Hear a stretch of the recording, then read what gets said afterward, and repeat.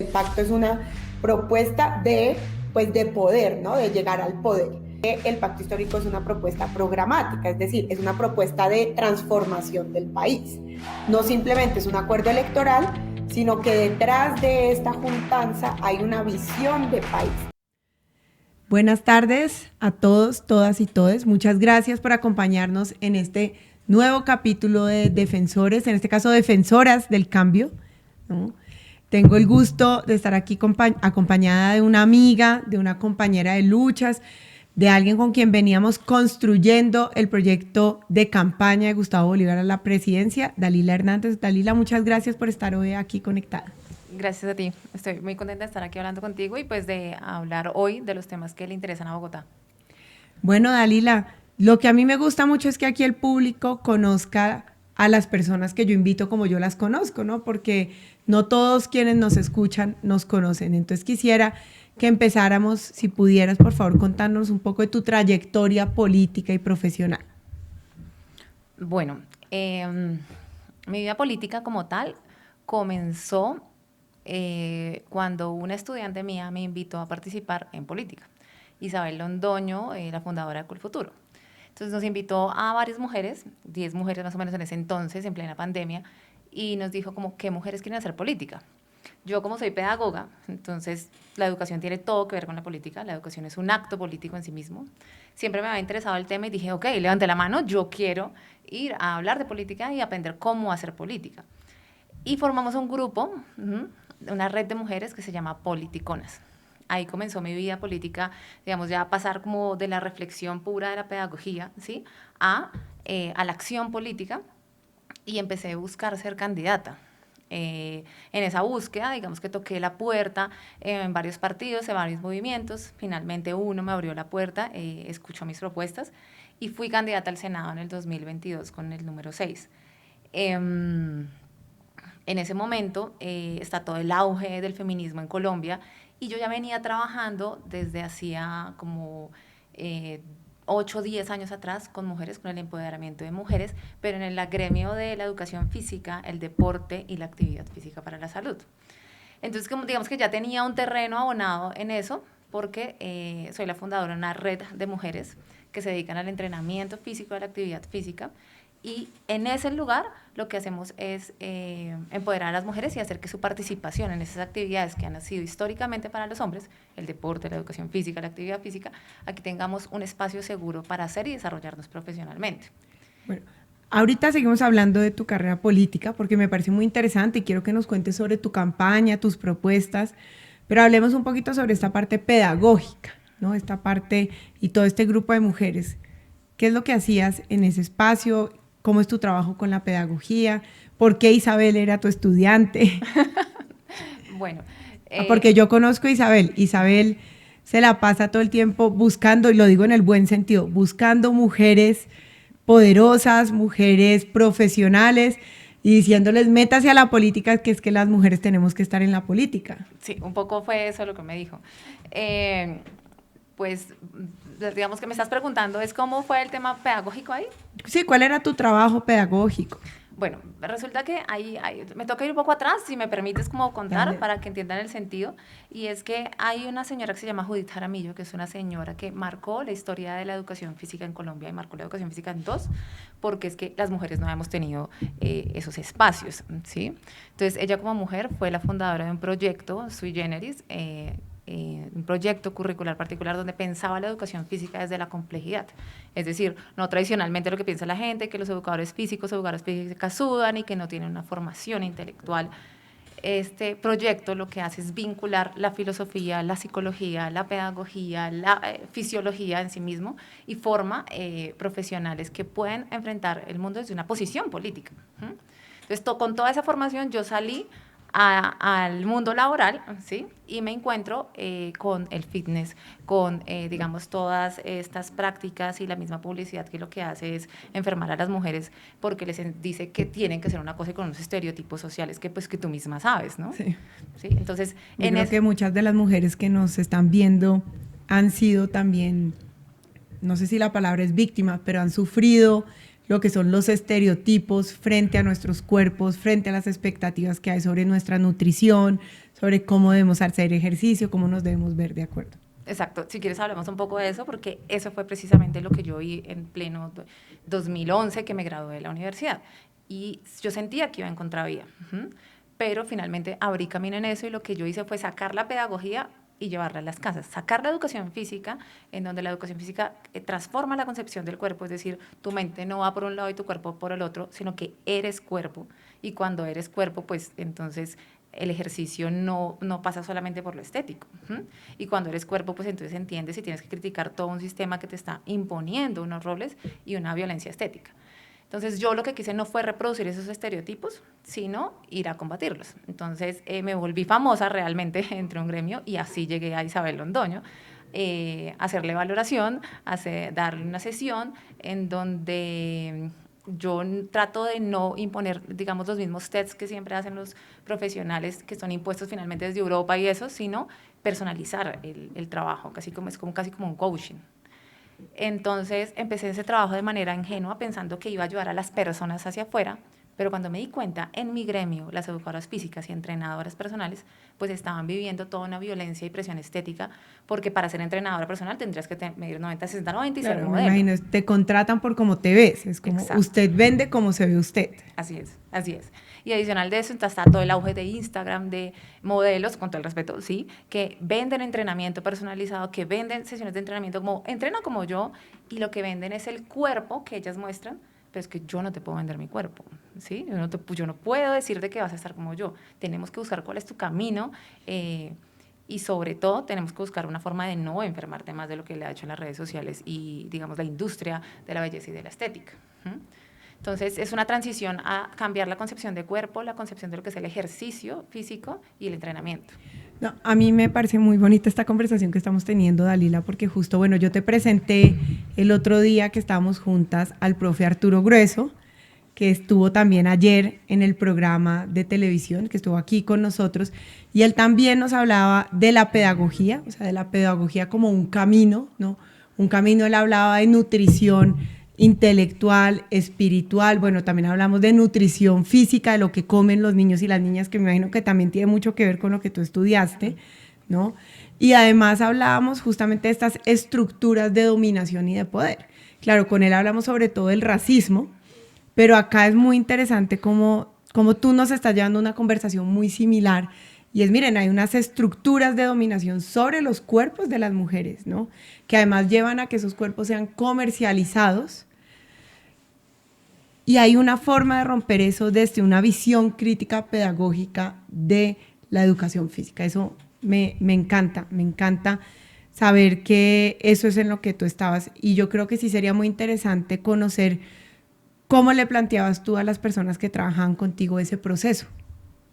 Bueno, entonces lo primero es que, obviamente, siendo estudiante, hay una cosa con los estudiantes de educación física, y es que uno puede trabajar desde primer semestre, porque en todo lado necesitan gente de actividad física. Entonces yo tuve la experiencia toda la carrera de estar trabajando con las personas en personalizados, y yo sentía que iba en contravía. Yo conformé como todo un modelo, ¿sí? Un modelo en el que yo trabajaba con 3 dimensiones. Entonces yo llamaba a las profesionales del gremio y les decía, aquí vamos a trabajar el concepto de entrenamiento personalizado desde otra manera. Vamos a sacar la pedagogía a las calles y llevarlas a las casas, con un enfoque primero pedagógico, un enfoque humano y un enfoque disciplinar. El enfoque humano es quién es la persona que está al frente, ¿sí? O sea, dónde vive, cuál es su contexto socioeconómico, qué necesidades tiene. Como entramos a las casas de las personas, pues nada más, si tú tienes una buena evaluación y percepción, puedes saber esa persona, desde cómo se vista, cómo habla, quién es. Y eso te da un índice de que, digamos, hacia dónde dirigirte con esa persona. Pedagógicamente, cuáles son los intereses, y disciplinarmente, cuál es su objetivo, que por lo general, ¿qué es? O sea, ¿qué buscan las mujeres cuando buscan un entrenador personal o un hombre? Quiero bajar, quiero marcarme, quiero rayarme. Claro. Incluso me mostraban la foto de modelos de cómo querían verse. Entonces yo un poco me enfrentaba a eso, guardaba silencio en las primeras sesiones, pero luego de ese proceso de autoconocimiento, ¿sí? Que primero empezábamos con su propio cuerpo, a explorar no solamente la fuerza física, sino la agilidad, los retos, la percepción, el equilibrio y un montón de cosas que en el gimnasio tradicional no se trabajan. empezaban a darse cuenta que les retaban muchas cosas. Había gente que se ponía a llorar en las sesiones de entrenamiento porque no podía hacer una cosa básica como sentarse en el suelo, o como hacer un giro y levantarse, o como hacer como cualquier movimiento que implicara coordinación. Entonces empezábamos a ver cómo el ejercicio físico se vinculaba con la salud mental y emocional. Y en ese momento es clave la respuesta de un entrenador o una entrenadora, porque si le dices, no pasa nada, no pasa nada, o sea, como se niega la emoción o se valida la emoción. ¿Cuál es la responsabilidad digamos, en ese caso, de la pedagoga que era yo en ese momento? Es que me veo gorda, es que me siento mal, es que esos que además me parece muy interesante esta diferencia que hace entre pedagogo y entrenador, ¿no? Pues sin decir que haya un problema con los entrenadores, pero me parece muy bonito que esta visión desde lo pedagógico, del entrenamiento y el ejercicio físico desde lo pedagógico. Sí, la visión, es que la diferencia es eso. Entonces, como que un entrenador puede ser entrenador, que digamos está en lo instrumental, que también tiene muchos conocimientos en cuanto a lo biológico y lo fisiológico, pero el pedagogo tiene que reflexionar sobre lo humano, ¿sí? Sobre quién está ahí al frente.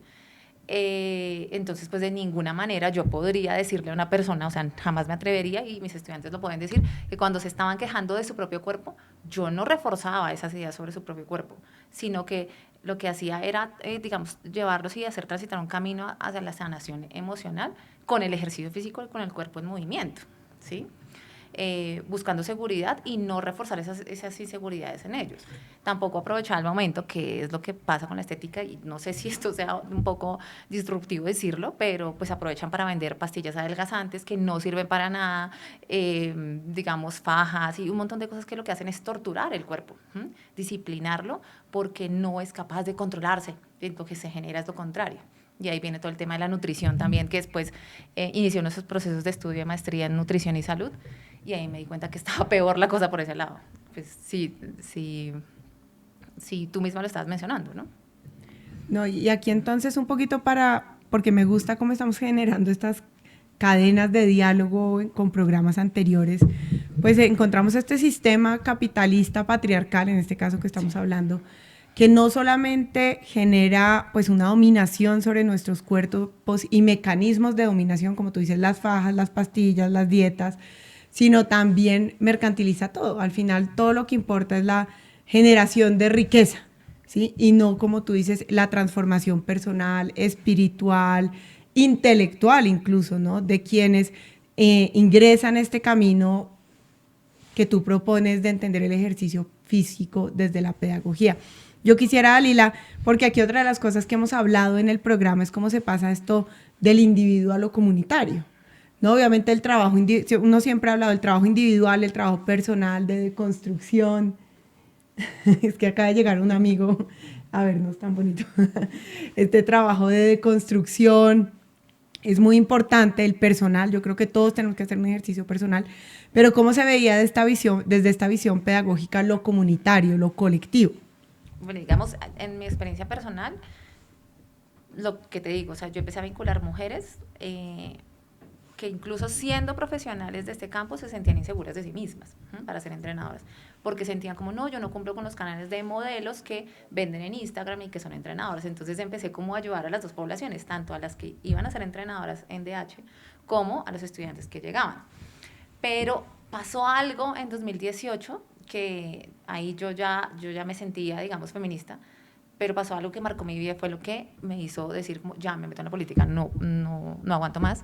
Y es que a una de mis entrenadoras, el esposo la asesina y la tira del 8º piso. Entonces, eso fue para el grupo muy fuerte, muy fuerte. A mí siempre me había interesado la política, pero yo dije, tengo que hacer algo por esto. Se fueron acumulando cosas. Luego pasó como en plena pandemia, digamos, me di cuenta del tema de la salud mental. También yo hacía asesorías como para empresas y eso, y me daba cuenta que la gente estaba muy mal y lloraba en las mismas sesiones virtuales, y empecé a ver que todo tenía que ver con las mismas políticas de Estado, ¿sí? Con lo mismo que decían los políticos y los senadores en el Congreso, y digamos que reproducían un montón de cosas que no tenían nada que ver. Incluso se hacía una satanización de algunos alimentos. O sea, había gente que tenía relación con políticos y famosos en donde decían, no coman fruta, ¿sí? O sea, les voy a prohibir que coman fruta. Y eso es lo que hace es aprender alarmas rojas en ese momento para mí. Pero no entiendo cómo ciertas personas están dirigiendo el país de esa manera.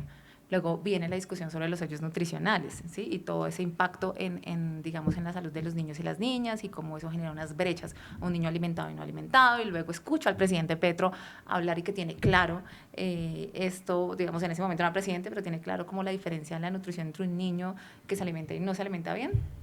Entonces yo creo que tengo mucho que aportar para la política. Empiezo a vincular más mujeres y empiezo a llevar como este mensaje de transformador, digamos, en contra de la violencia estética, en contra de la satanización de la alimentación, pero también en contra como de la industria alimentaria, ¿sí? Porque si la industria alimentaria te genera un montón de propaganda con los paqueticos, ¿sí?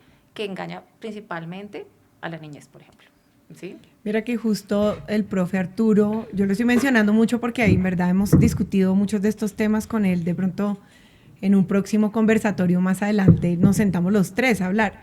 Él me decía, la revolución educativa es incluso llegar a prohibir ese tipo de alimentos en los colegios, ¿no? Que puede sonar muy radical, de pronto porque hay quienes dicen es que ustedes tienen que dejar la libre elección, pero ahí es donde uno se pregunta qué tanta libertad de elección hay en un sistema donde constantemente los niños están recibiendo propaganda y publicidad, ¿sí? Sobre unos alimentos que no les hacen bien. O sea, ¿qué tanta libertad realmente de elección hay ahí? Y esa es una pregunta, creo que yo, no solo de política pública, sino filosófica.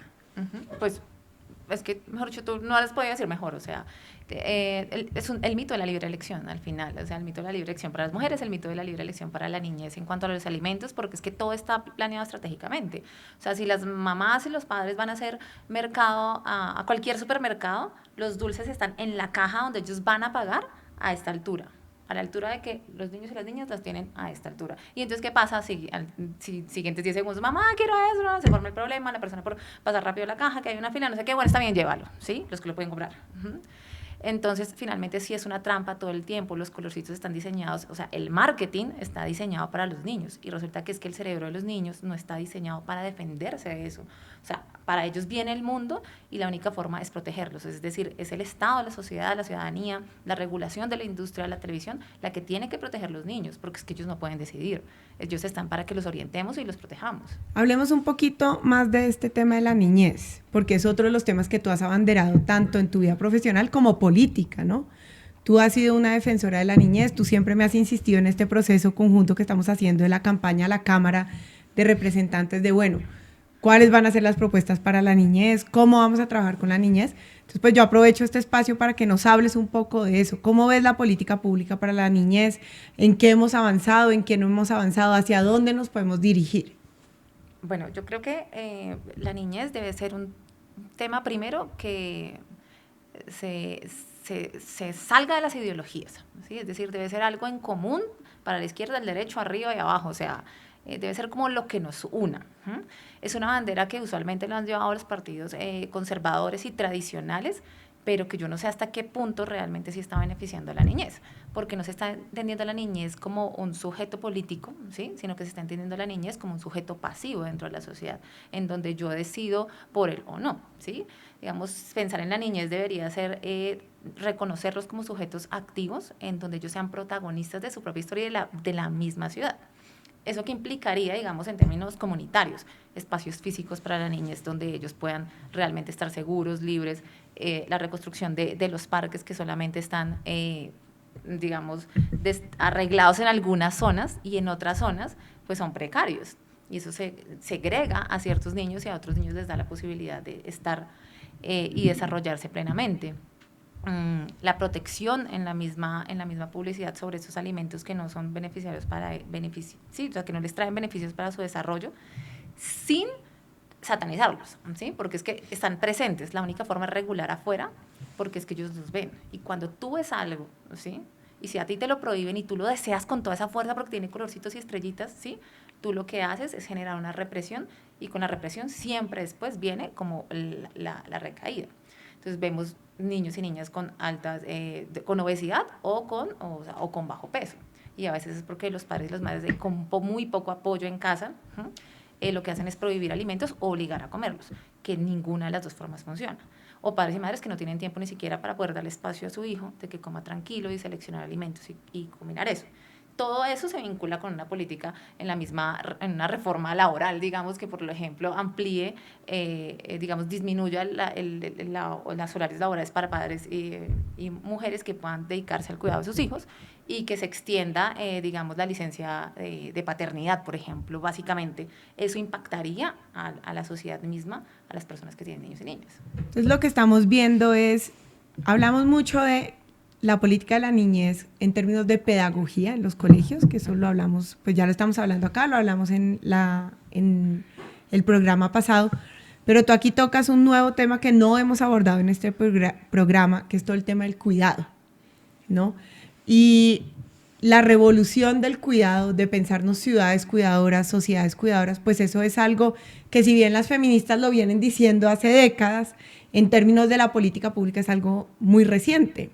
En Colombia, por ejemplo, realmente aunque como digo, las académicas, las activistas feministas lo vienen hablando hace mucho tiempo, los primeros pasos que dimos fue cuando se reconoció en el proyecto de ley, que además lo impulsó nuestra exministra del Trabajo, que reconoció, se me acaba de ir el nombre exacto del proyecto de ley, pero básicamente que reconocía el valor del cuidado.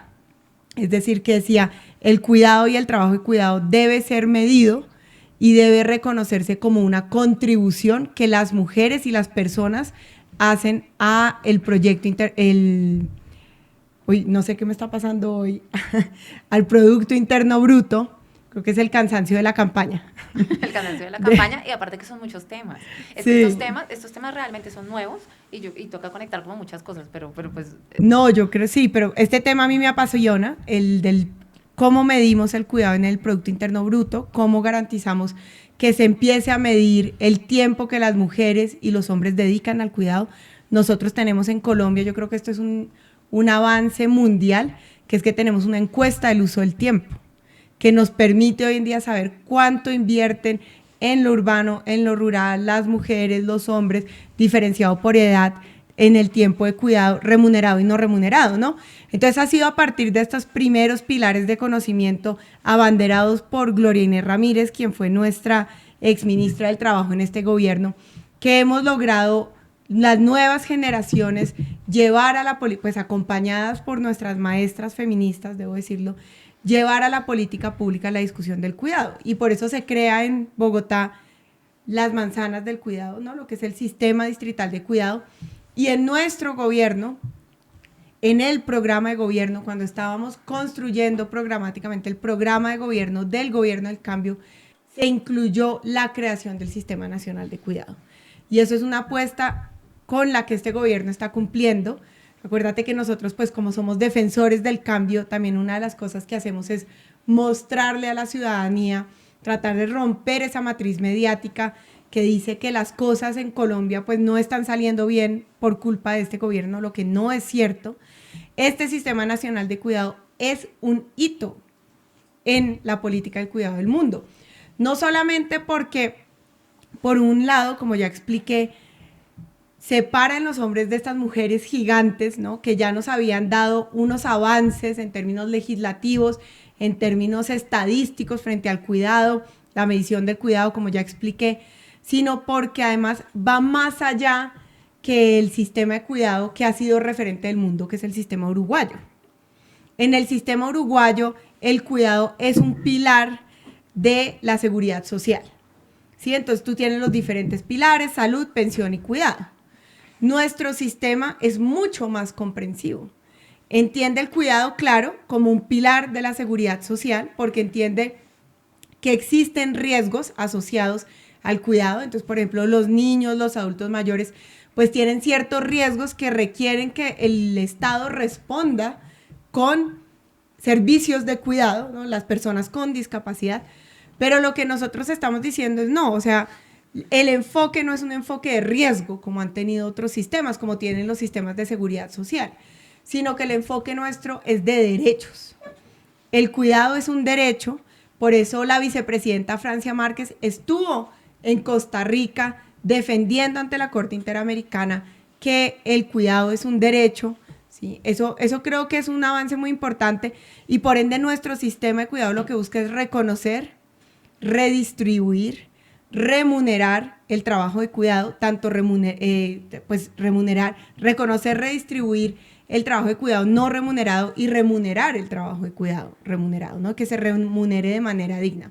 Entonces, hablemos un poquito más de cómo estos temas del cuidado afectan a la niñez.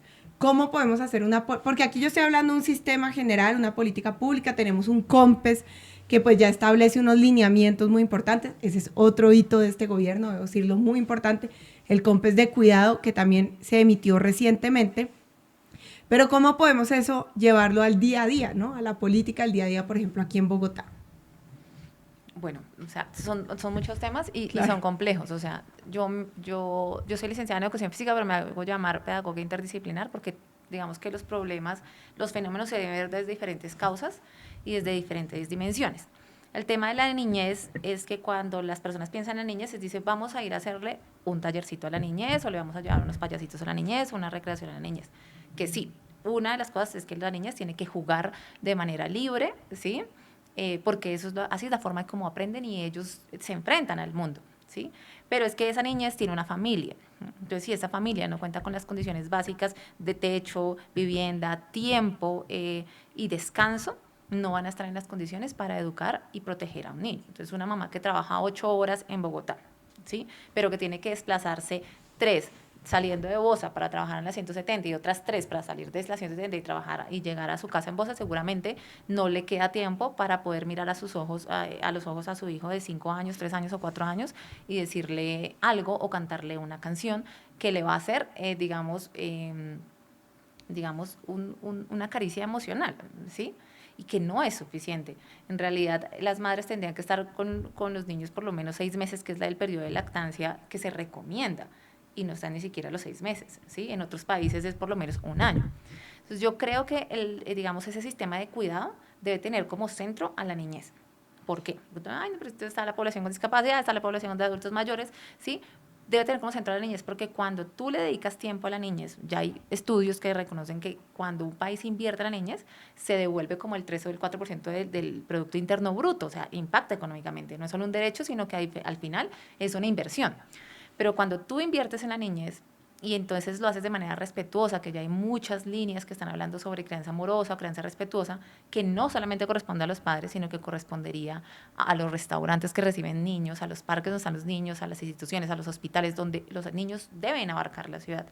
Cuando lo haces de esa manera, lo que haces es que impactas lo ambiental, impactas la educación sexual, impactas la educación emocional, impactas la salud mental y el rendimiento académico, ¿sí? Entonces hay que verlo de manera compleja. Y vemos ahí un déficit en el sistema educativo digamos, de la educación pública, porque la educación pública sigue viendo, digamos, para la atención a niños y niñas, o sea, como por partes la educación. Entonces vemos matemáticas aquí en este cubículo, vemos español aquí, vemos inglés aquí, pero ¿cómo se interconecta eso? ¿Sí? Y por eso es que es necesario conectar todo con la vida de la niñez, por lo menos en la educación, con una educación basada en proyectos. Y la educación pública no cuenta con eso. Ahí sí yo invitaría a los compañeros de FECODE que pensáramos cómo podemos avanzar hacia eso, ¿sí? Y que sea en este gobierno que se pudiera como empezar la discusión, ¿no? Y poder implementarlo, porque es básico para la educación en términos de la niñez. Ahora, tenemos que ver la ciudad, cómo recibe a los niños, ¿sí? Cómo ellos pueden habitar los espacios y se pueden hacer más seguros. Entonces, tú te puedes evaluar la inseguridad en Bogotá de un lugar o de una localidad según cómo tú veas el parque y según si hay niños o no, ¿sí? Porque no creo que una mamá pueda dejar salir a su niño de 7, 8 años al parque, en donde seguramente va a haber reclutadores, personas que están buscando la explotación sexual infantil o personas que quieren ofrecer bazuco o drogas a los niños para volverlos adictos y, digamos que, esclavizarlos en algunas otras prácticas. Entonces no pueden habitar los niños las calles porque hay un violador. Incluso conocemos lo que pasó en San Cristóbal, donde presuntamente, porque si no me denuncian, donde presuntamente un profesor violó a unos niños. Entonces los niños están seguros en ningún lado y nos vemos enfrentados entonces a un problema que es estructural y que no puede ser abarcado de una sola manera, sino que debe ser conjunto. En eso el sistema del cuidado tiene que abarcarlo e invitar a una transformación cultural. Es que yo creo que lo que tú dices es fundamental porque es un tema muy complejo y bueno, en este programa tratamos temas complejos, no le huimos. Y es que una cosa es el sistema de cuidado que tiene unos objetivos pues muy especiales, ya lo decía, reconocer, reducir, redistribuir el trabajo trabajo de cuidado no remunerado y representar y remunerar el trabajo de cuidado remunerado, ¿no? Y esas han sido como los ámbitos en los que hemos enmarcado porque la política pública debe delimitarse, ¿no? Pero ya cuando hablamos de una ciudad cuidadora, o sea, cuando ya decimos no, lo que nuestra apuesta, tu apuesta y mi apuesta, y por eso es que estamos juntas acá y por eso estamos construyendo colectivamente este proyecto, no solamente de la Cámara de Bogotá, sino este proyecto político, ¿no? Que estamos pensando con Gustavo Bolívar, con el Pacto Histórico. Cuando decimos queremos sociedades y ciudades cuidadoras, pues hablamos de muchas otras cosas. También hablamos, como dices tú, de pedagogía, ¿no? Es decir, nuevamente volviendo a esta idea de la pedagogía, porque además yo sí debo decir que en términos de las violencias contra las mujeres, ¿no? Hablamos de seguridad y violencia, pero yo quiero decir que la violencia de género, cuando hablamos de la violencia de género, que es una violencia que reproduce nuevamente este sistema capitalista patriarcal del que hemos venido hablando. Le podemos sumar a eso algo para hablar de la niñez, adultocentrista. Todo está centrado en los adultos, los niños no existen. Y adultocentrista, de acuerdo, estos sistemas estructurales de dominación, ¿no? En los que ciertos cuerpos terminan siendo oprimidos frente a otras personas o cuerpos que tienen los lugares de dominación y de poder. La violencia de género, cuando se ejerce contra las mujeres o cuando se ejerce contra los niños y las niñas, es una violencia de dominación también. Y lo que han mostrado muchos estudios feministas de psicólogas, de trabajadoras sociales, de criminólogas, es que si nosotros no tenemos una pedagogía de nuevas masculinidades, una pedagogía feminista desde la niñez, no vamos a lograr acabar con la violencia de género. Porque es que los mecanismos, obviamente aquí yo no estoy diciendo que no sea importante, es muy importante la verdad, la justicia y la reparación en la violencia, ¿no? Es muy importante fortalecer el sistema judicial, es muy importante fortalecer los sistemas de prevención, pero lo que va a transformar la sociedad es que desde la niñez nosotros tengamos una educación y una pedagogía que nos genere una transformación cultural, y una transformación cultural en términos de nuevas masculinidades, ¿no? Eso que estaba mencionando es muy importante, de combatir los roles de género, ¿no? Esta división de roles, de combatir el sexismo desde la niñez, de generarle a los niños además en estas escuelas, pero también en la familia, liderazgos masculinos que sean nutritivos para su crecimiento y no que sean liderazgos masculinos violentos, ¿no? Tenemos además otros temas que tú mencionas que son los de una ciudad segura. O sea, no podemos hablar de una ciudad cuidadora en un lugar donde las mujeres, los niños, las personas en general no se sienten seguras en el espacio público. Y por eso nosotros decimos, eso requiere una transformación estructural de la ciudad. Claro, nosotros también, es decir, reconocemos la importancia de las medidas de seguridad, de dignificar la labor de la policía, pero una policía basada en los derechos humanos, ¿no? Pero lo que estructuralmente mejora la seguridad de una ciudad es, en primer lugar, las oportunidades, ¿no? Eso lo ha dicho Gustavo Bolívar y lo decimos nosotras en esta campaña de Defensores del Cambio. Es decir, si nosotros no le arrebatamos la juventud al crimen, organizado y no organizado, porque no les damos oportunidades, pues realmente se va a seguir reproduciendo la violencia. Si nosotros además no generamos espacios públicos cuidadores, ¿qué quiere decir espacios públicos cuidadores? Es que en una ciudad que se construye y urbaniza basada en una visión de securitización por el miedo que tienen las personas a salir al espacio público, donde tenemos barrios donde los conjuntos cerrados, donde los conjuntos se hacen de manera cerrada, los parques son cerrados, pues no generamos espacios públicos donde la gente confluya y se genere la seguridad de la comunidad. Lo que necesitamos es abrir los espacios públicos, que la comunidad ocupe los espacios públicos, que los procesos colectivos y comunitarios se encarguen de generar espacios de seguridad y de cuidado, ¿no? Yo creo que eso también, además del sistema de cuidado como lo hemos dicho. Hay que replantear, digamos, el concepto de seguridad, ¿sí? O sea, para poder hacer eso, porque cuando la gente, uno le habla de seguridad, es como que seguridad es reforzar cámara la y policía. cámara, policía y digamos, castigo, o sea, vigilar y castigar un poco, ¿sí? Y lo que resulta de eso, pues ya sabemos que sale, por lo general se violan siempre los derechos humanos. Entonces, como buscar un equilibrio y realmente garantizar un entorno cuidador. O sea, muchas personas y expertos, o sea, saben que cuando se transforma el mismo espacio físico, se genera una sensación y un sentimiento diferente, incluso de identidad. Necesitamos transformar a Bogotá, sobre todo en las periferias, que es donde están esos niños y niñas que no van a tener oportunidades ni movilidad social, ni buena nutrición, ni la capacidad de poder conocer otras formas de ver el mundo, porque eso es lo único que conocen, ¿sí? Y eso se va generando, ¿qué? Pues en su misma concepción de cuerpo, en su forma de verse, de vestirse, de hablar, de pensar, de actuar, y que incluso desde la misma niñez le enseñan que hay un problema con su cuerpo, ¿no?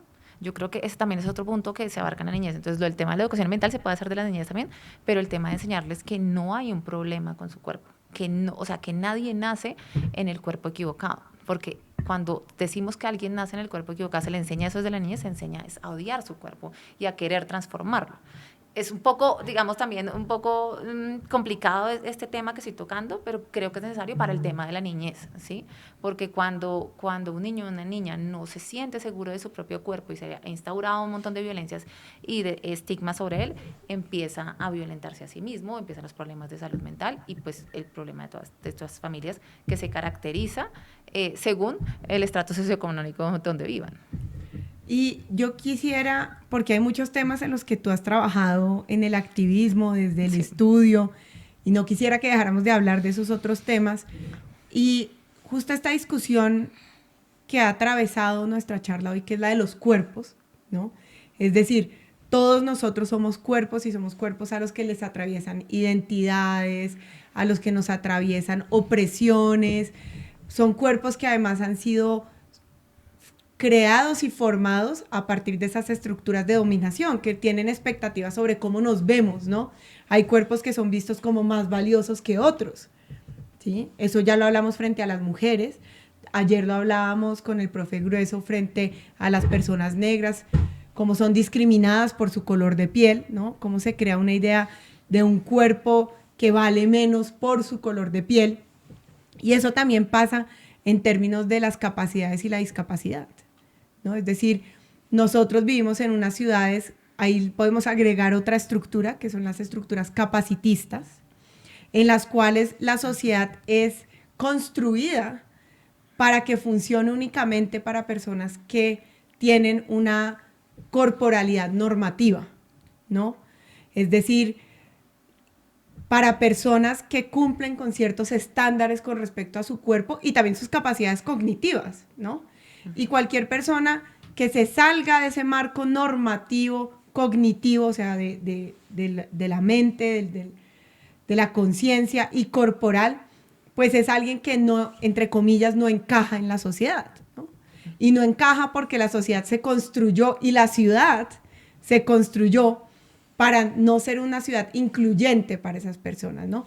Entonces, ¿por qué no me cuentas un poco el trabajo que tú has venido haciendo con organizaciones y personas con discapacidad? Yo quisiera que en un próximo programa, Dalila, viniéramos con unos líderes, con un líder o una lideresa de la población que defiende los derechos y que es de la población con discapacidad, para ahondar más en este tema, ya dedicarle solo un programa a los derechos y autonomía de las personas con discapacidad. Pero igual tú has trabajado de la mano, les has ayudado, has sido una aliada. Entonces quisiera pues que abordáramos un poco cuál es esa lucha y cómo podemos desde las propuestas del Congreso, desde las propuestas de transformación de la ciudad, ser aliados y apoyar esas luchas de las personas con discapacidad. Bueno, a mí me gusta contar un poco a veces como la anécdota de por qué mi sensibilidad con las personas con discapacidad. Y es que en mi misma formación como educadora física tuve que trabajar con la población con discapacidad en trabajos en el agua, ¿sí? Y entonces tuve casos únicos en Colombia y lo que yo veía siempre era cómo se subestimaba a las personas con discapacidad, ¿sí? Y empecé a entender otras formas de moverse que no tenían que ser necesariamente las normativas y veía como el disfrute del movimiento, o sea, era un derecho de ellos también, era totalmente posible. frente tal vez a otros compañeros que se les dificultaba un poco enfrentarse a esta población, a mí se me facilitaba comprender cuáles eran sus necesidades en cuanto al cuerpo en movimiento y las relaciones sociales, ¿sí? Entonces ya luego entro a la vida política y me encuentro con personas con discapacidad que están en la búsqueda de alguien que hable de ellas, que por lo menos las mencione, ¿sí? Y en ese tanto conozco a Gustavo Bolívar en una conversación en la que había personas con discapacidad y se me acercan las personas y él va a hablar sobre discapacidad y yo seguramente sí, porque él habla sobre los derechos de las personas y bueno, en fin. Y empiezo a conectar con líderes en ese momento de Bogotá, de todas las localidades. Y luego entro a trabajar en el gobierno nacional y entra el programa de economía popular. Entonces yo reviso y hay un enfoque diferencial. Y entonces yo con el conocimiento que tengo de enfoque diferencial me doy cuenta que ese programa como está, si no se va a acompañar a las personas con discapacidad a inscribirse, ellas no lo van a poder hacer. Entonces, una barrera. Entonces, hay un proyecto en el que apoya económicamente y técnicamente los proyectos productivos de las personas con discapacidad, pero va a haber una barrera en el acceso a la información que tienen las personas con discapacidad, va a haber una barrera tecnológica tal vez, va a haber una barrera por las regiones, porque acá en Bogotá, pues creemos que Bogotá es el centro de todo, que es lo que es Chapinero y digamos, Rosales y, no sé, Barrios Unidos es Bogotá, pero pues hay unas personas en las periferias que también son la Colombia profunda.